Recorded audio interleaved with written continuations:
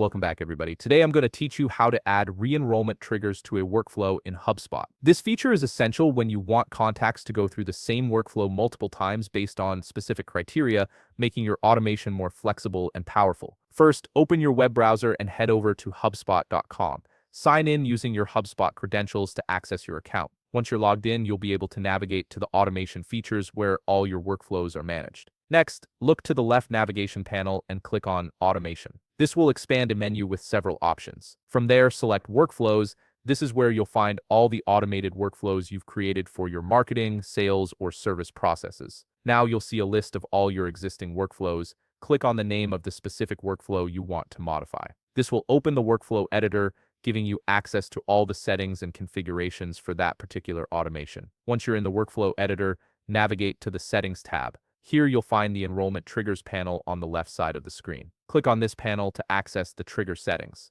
This is where you define the conditions that determine when and how contacts enter your workflow.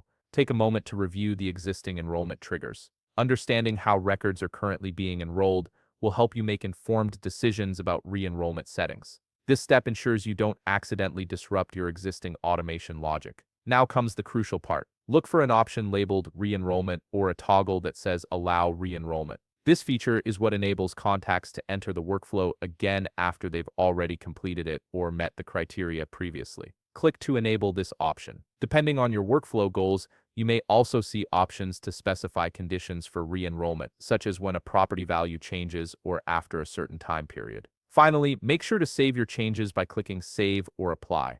This confirms your re-enrollment settings and ensures they're active in your workflow. Without saving, your modifications won't take effect. With re-enrollment triggers enabled, your workflow can now automatically process the same contacts multiple times based on your defined criteria, making your automation far more dynamic and responsive to contact behavior. If you found this video helpful, please leave a like, subscribe, and see you in the next video.